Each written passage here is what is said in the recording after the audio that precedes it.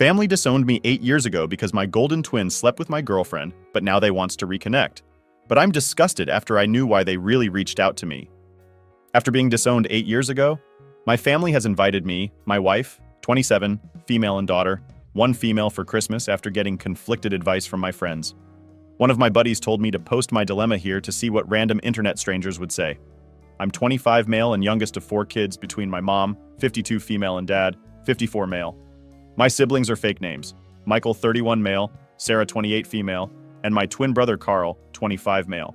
For context, growing up I was the black sheep of the family, and I knew that from a very young age. You see, my family is full of athletes. My dad was a star basketball player for idiots who school. My mom played volleyball, Michael played soccer, Sarah played softball, and Carl was the star running back for the football team. I was never really interested in any of those physical sports, but rather, I was interested in archery, which my family called a wimpy sport. My parents were always invested in my siblings and rarely ever attended my events to the point where I basically had to beg for them to come to my tournaments between the ages of 14 to 16. I'd taken part in about 20 tournaments, while my parents only showed up to one. I was never neglected by them, but they were never emotionally there for me as they were for my siblings. And as a teenager, I resented that whenever I tried to bring this up to them, they would always call me an attention seeker. But however, this is not why I was disowned by my family. When I was 15, I began dating Amy, now 25 female, who was in the same rate as me at that time. After about 6 to 7 months of dating, I introduced her to my folks and my siblings, and they really liked her. I know I was young, but I could see myself having a future with her. Almost 3 years later, one of Amy's ex-friends told me that she had been cheating on me for a couple of months at a time. I didn't know who the guy was. But after confronting her, she told me that it was my twin brother. She basically told me that while at first she loved me, the love she had for my brother surpasses that. Later that day, when I confronted Carl at home, I was so enraged that I sucker punched him and knocked him out. I admit that I should have not gotten violent, but years of resentment towards him and the rest of the family just burst open. In exchange for my family not pressing charges on me as I could have been tried as an adult in court, I was sent to live with my paternal aunt, 4th female, who at this point was estranged from the family and lived in another city about 2 hours away. From then on, I have not had any contact with them. At first it was tough, but later on, with support from my aunts and her husband at 48 male, it moved on from wanting a relationship with them. I transferred to a different high school and attended a university in Miami City and graduated as an electrical engineer. I later met my wife and got married to her. I, at the time of my wedding, thought about inviting them, but once against it because I did not want any sort of drama to my wedding. From that point, me and my wife bought a house an hour away from my ends and were blessed with a daughter a year ago.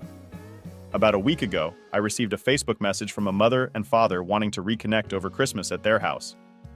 I told them that I would consider it as I possibly have other plans, but would give them a clear answer soon. Later on, both Michael and Sarah sent me friend requests, which felt weird to me. My wife has told me that if I decided to go, she and my daughter would spend Christmas at my father-in-law's house as she does not have to deal with unwanted stress as she is 2 months pregnant. And I agree with her. My question to those reading those is that should I go and try to reconcile with my family, or should I not? I'm very conflicted on what to do. On one hand, they perhaps feel bad about what they did to me and want to apologize for what they did. But on the other hand, perhaps if I go there, they will try to make me apologize to Carl, which I did not want to. Any advice would be helpful. Now for the top comments before reading the update. I think you should go another time. Spend Christmas with your wife and child. Visit your family at a less stressful time to see if they have any ulterior motives. It might just be about them wanting to see their grandchildren and not so much about you, which would be hurtful too. Yeah, I agree. Go another time. I was thinking the same thing. It could be something related to the grandkids. Spend Christmas with your wife, a child. Christmas is too big of an event to meet them. Also, update us. I can't get this post out of my hand. I can't imagine a parents kicking out their child who was betrayed by their other child. They might want to reconnect due to money. Grandchild? I don't know. But it's weird that even his siblings texted Opie. I hope it's for a good reasons though. I honestly would spend Christmas away from my pregnant wife for them. Maybe I'm missing something, but why Christmas? They could have reached out at any time and given you a chance to pick a convenient time as they're the ones trying to amend things. I don't know. It seems weird to me. I personally wouldn't go unless you desperately want them back in your life. Optics. They found out Opie has a kid and is successful. And now they're trying to heal the family so they don't look like trash. Abandoned their son years ago. It's a trap. Notice they didn't open with any remorse or any sign of an apology. They want something, money-free work and organ access to your babies, or just to look good to their friends. I'm not saying don't go, but keep your expectations low. Be ready for we need you to do X for us in order to properly reconcile speech and have a quick exit prepared. I don't know. As a parent, I cannot fathom going no contact with one of my children for 8 years after my other child did something so cruel to him, so he hit him. That is just inconceivable to me. Now, totally understand if my son hits his brother. If he ever did something like that, may be wrong. And I know I'm not supposed to say that, but we're all still human. Whether you can move past the fact they abandoned you to your arms and turned their backs for 8 years is your choice. But personally, I don't know if I could.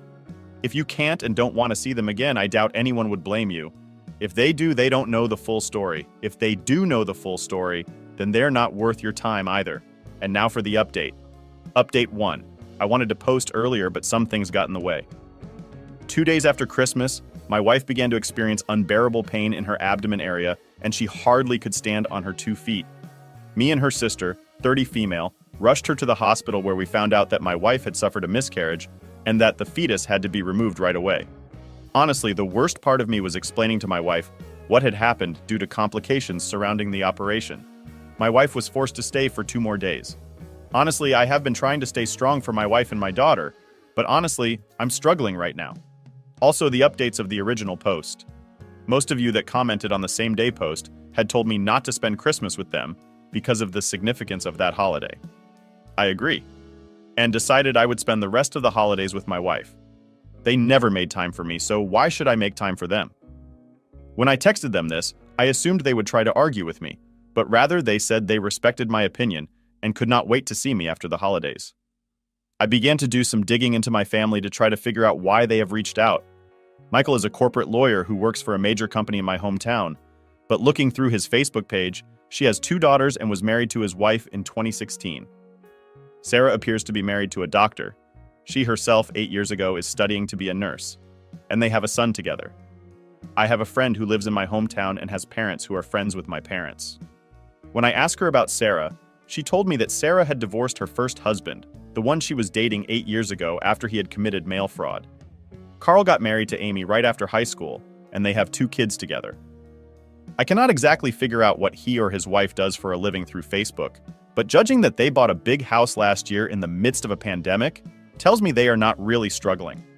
My dad seems to be going through a midlife crisis, and my mother is really into the wellness community, and then began to list their reasons of why they wanted to possibly reach out to me now. 1. Money. And likely because 8 years ago, my parents' combined salary was higher than my wife and my salary. And given that my siblings are not struggling financially, makes me think money is not a reason. 2. Organ. Donation could be the case, but seems unlikely.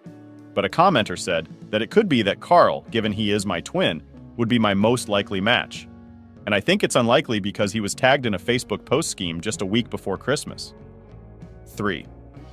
Regarding my daughter, they could possibly be reaching out to me to have a relation to my daughter. But I honestly am not sure. My daughter is not the first granddaughter for my parents, so I do not know why they want to meet her. The most likely found out my daughter existed because my wife's Facebook account was public. She has since private had her account, but then contacted my aunt. These changed wanted took me in informing her about the situation, and she explained to me why they were reaching out to me after all this time. To understand the situation, you need to understand why my aunt was estranged. My paternal grandpa, 79 male and grandma, 76 female, had 4 children. My dad was the second oldest and my aunt's was the third. My aunt's, after college, decided that she will not work for the family business and went to live by her own. My grandparents immediately disowned her and refused to have any contact with her. However, about 4 years ago, my grandpa began to reach out. About a month ago, my grandpa had been asking about me and what I was doing in life, and whether I was married or had kids. My aunt responded by calling the grandpa out for wanting to know about me after he supported Carl for what he did. That is when the whole situation changes.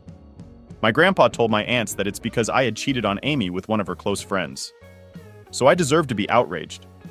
My grandpa is a religious nut, so he looks down on cheating. He had been told by my family that after different who I allegedly cheated with confessed to Amy. She wanted Carl and Sarah for support and comfort. But when I found out about this, I confronted and brutally attacked Carl and Sarah. While Sarah was the one who tried to break me and Carl apart, I did not lay a finger on her. And I did not do that to Carl. When my aunt was telling me this, my jaw dropped. I could not believe that they hated me so much that they were willing to make a big, terrible lie about me and spread it around. My aunt later told Grandpa the full truth, and what truly happened in my aunt told me he was shocked because he always thought Carl was a good kid. My grandma, but then asked my aunt for my number, which she declined to give. It figured out why my parents and siblings wanted to get in touch with me. It turns out, my grandpa had told my parents and my siblings that if they did not apologize for what they did to me and have me over for the family Christmas dinner, they would be cut off from his will. For context, he is a multimillionaire. So that is why they reached out to me not to apologize about how they all wronged me in the past, but rather because if they did not, they would not get anything from Grandpa. What a bunch of greedy people. After hearing about this from my aunt, I decided to block all of them. Why should I respond to them? At this point, all of them are dead to me. I have a wife to support after what she went through at a family that respects me and my in-laws. However, this does not end here. As 3 days after New Year's Eve, I received a call from an unknown number on my work phone. I'm used to getting calls from unknown numbers because of my career, but when I picked up, I heard my grandfather's voice. He most likely got my number from my company website. The first thing he did was apologize for not trying to get in contact with me for the past 8 years. He told me he was sorry that he could not be there for important events such as my graduation, the wedding, and the birth of my daughter. I was not really close to him before, so him cutting me off did not bother me. Later in a call, he told me he was so disgusted with the rest of my family that he is cutting them off as well and adding me to it. I honestly do not know how to feel about that, as the money would be helpful, but at the same time, I do not want him to use those as a way to force a relationship between me and my daughter. We talked for about half an hour on the way to call. Once made me think that perhaps I could build a good relationship with my grandpa. But then he told me something that got me really pissed. He told me that he was disappointed and that my daughter had not taken the family name for context. After I got married to my wife, the issue of what last name to use as a couple came up. For some legal reasons, I wasn't able to change my last name to my wife's last name, but we decided as a couple that all of our future children would have her last name. I, at this point, unloaded on my grandpa, calling him a senile old man and many other hurtful things, and told him to never contact me ever again. The audacity of this man to say that after what I went through is something I will not let him use the money I received in the will to control me. Even if I receive the money, I will donate it to a local charity. But he is a man of false promises, so this is unlikely. These past few weeks have been really tough for me, and I hope to make it to the other side. My wife has private at her Facebook account, and my in-laws have done the same. What they do to try to contact me is beyond me. How they would probably hire a private detective to try to find me. I believe they do not know where I live, but you never know. I've thought to get a restraining order, but given that there are lawyers within a family means getting a restraining order will be hard. I did not really get any time to answer any questions given in my last post before it was deleted for some reason.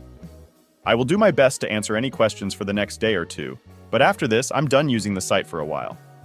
Thank you for all your advice that I wish you all the best in this new year. Update 2. Hey everyone, it's time for another big update from my end. And boy, it's been a roller coaster.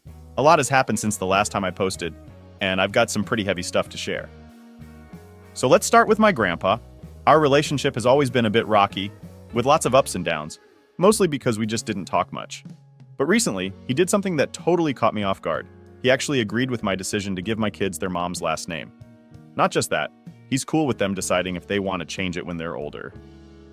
For a guy from his generation, that's pretty progressive, and honestly, it felt really good to hear him support our decision.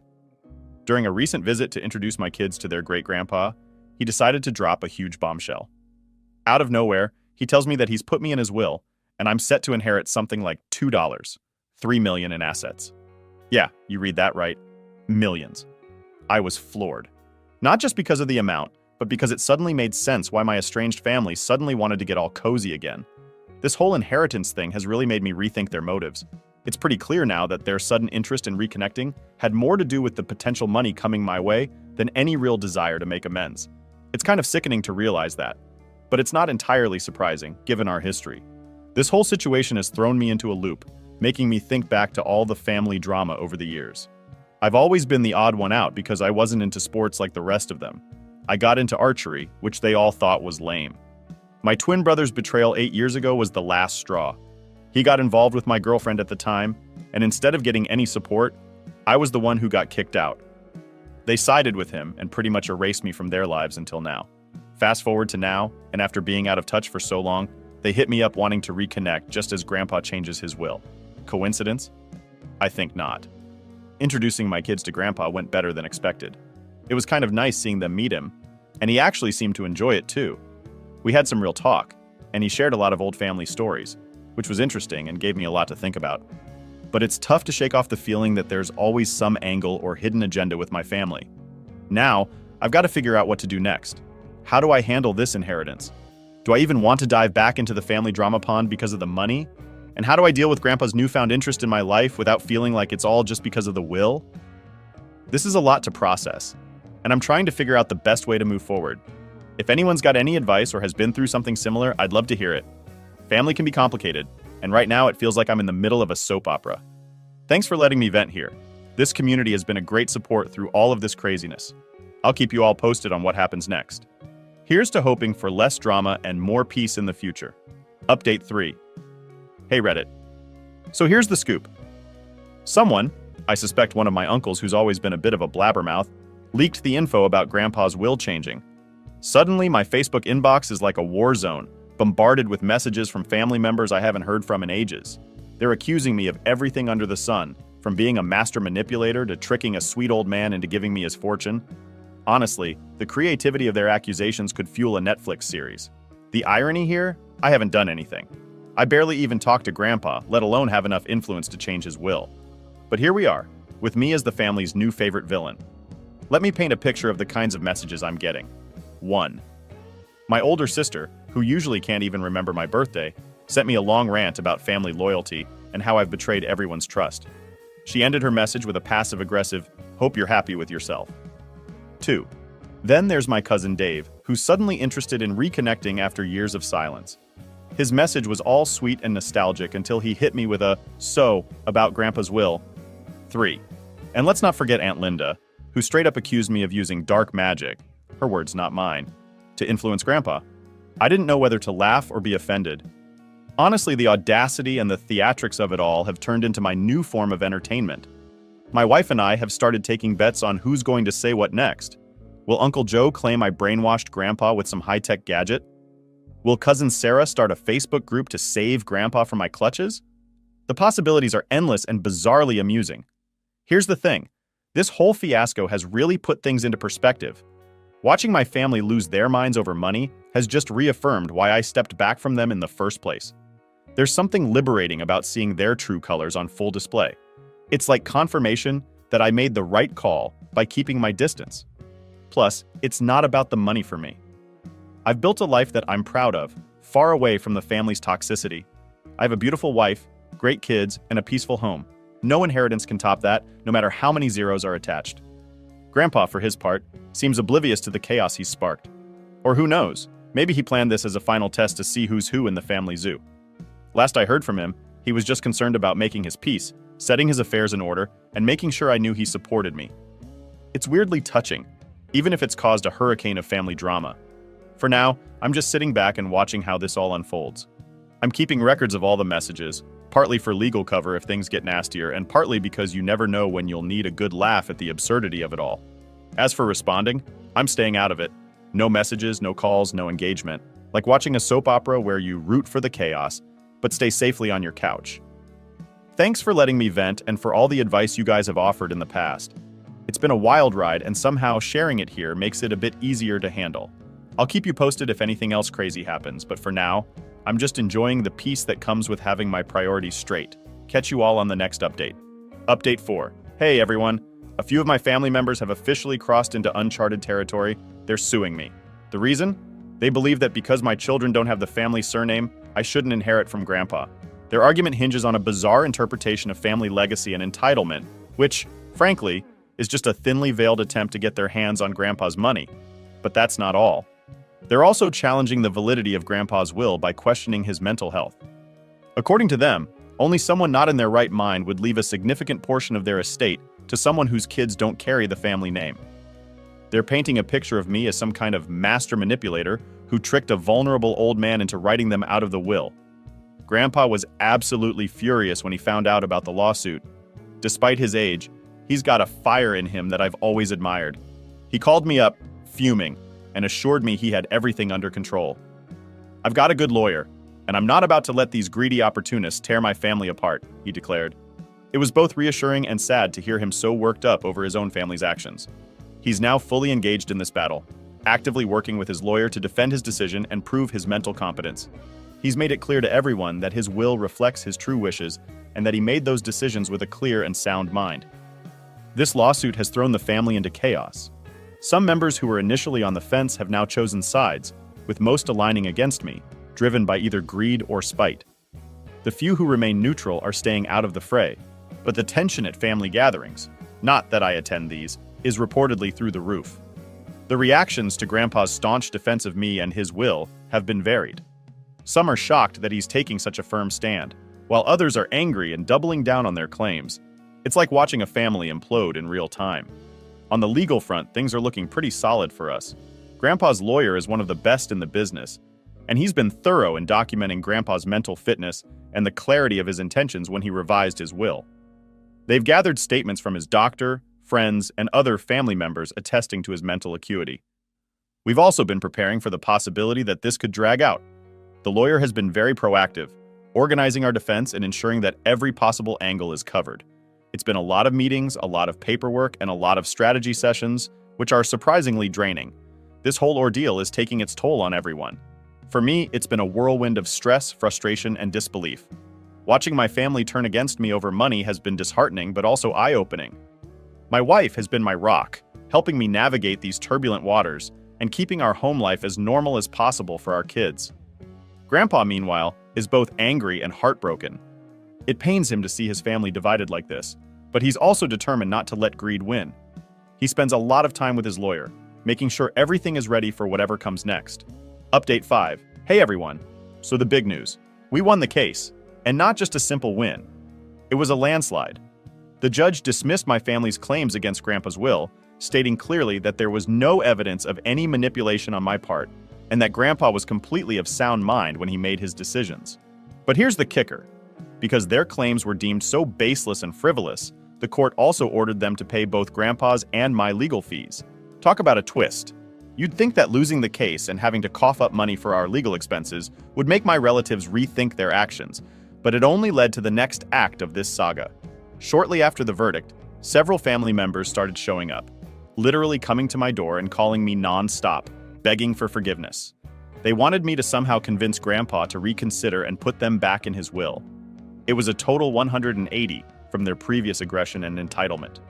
I've got to say, telling them to buzz off was one of the most satisfying moments of my life. After years of being the black sheep and then being dragged through a legal nightmare, I had no sympathy left for their pleas. I made it very clear that not only would I not advocate for them with Grandpa, but they were also no longer welcome in my life in any capacity. The bridges were burned, and I was the one holding the match this time.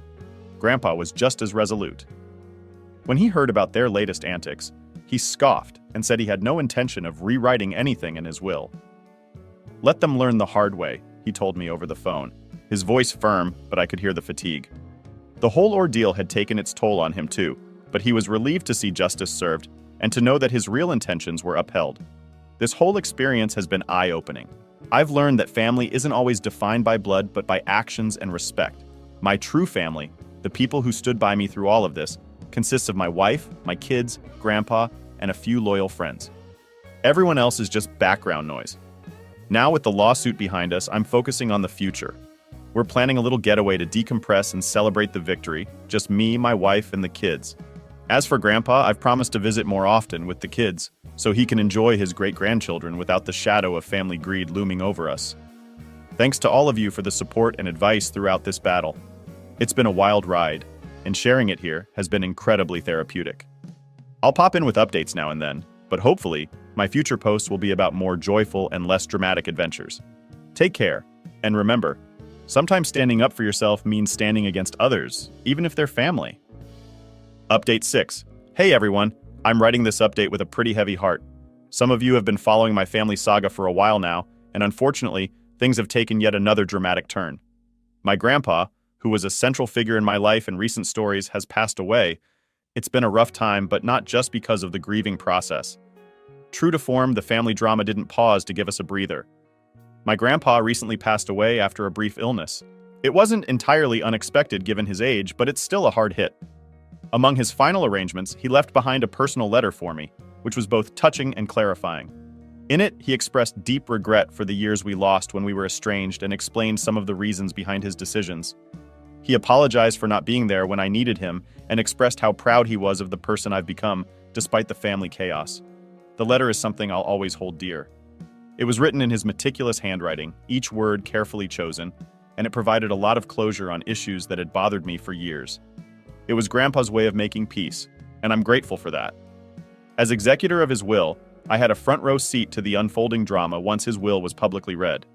Grandpa was quite wealthy, and he left a substantial inheritance to me, acknowledging in his will that this was both a gesture of love and a means to make amends. You'd think that after the recent court battle, which affirmed Grandpa's mental competence and right to decide on his estate as he saw fit, my relatives would step back. Well, think again. Almost immediately, my phone started blowing up with messages and calls. Relatives who hadn't bothered to check in on Grandpa or me for years were suddenly keen to express their grief and family solidarity. But it didn't take long for their true motives to surface. Here's a rundown of the kind of messages I'm dealing with. A cousin I haven't seen in over a decade messaged me about how they're struggling with mortgage payments and how a small help from the inheritance could save their family home. An aunt who famously declared I'd never amount to anything suddenly recalled our close childhood bond. She hinted heavily that investing in her failing business would be what Grandpa wanted, as it would keep the money in the family. My younger brother, who sided with others during the lawsuit, sent a long, rambling email about how unfair it was that I was hoarding family resources that could benefit everyone. I've had to be firm, maybe even harsh. My response has been consistent. No. I explained that the inheritance was a legal matter, settled by Grandpa's clear wishes, and not a family slush fund. I've also reminded them that their current financial or personal situations, while unfortunate, are not reasons for me to disregard Grandpa's final wishes. Given the previous lawsuit, I'm not taking any chances. I've consulted with my lawyer to ensure all interactions that could be legally relevant are documented. My wife and I are also planning how to use the inheritance responsibly. We're looking at setting up educational funds for our kids, contributing to charity, and possibly investing in a few long-term financial securities. We want to honor Grandpa's memory by using this inheritance to secure our children's future and help others, not fuel endless family greed. This whole ordeal has been exhausting and enlightening. I've come to see how toxic dynamics can overshadow genuine relationships and how money can twist familial bonds into something unrecognizable. My focus now is on my immediate family, my wife and kids, and on moving forward with the lessons learned from Grandpa's life and the recent conflicts. Thanks for letting me share all this. This community has been a great sounding board and support network through all the ups and downs. I hope my next update will be more positive, maybe sharing how we've put the inheritance to good use, or plans for a family vacation, far away from all the drama. Stay tuned and take care.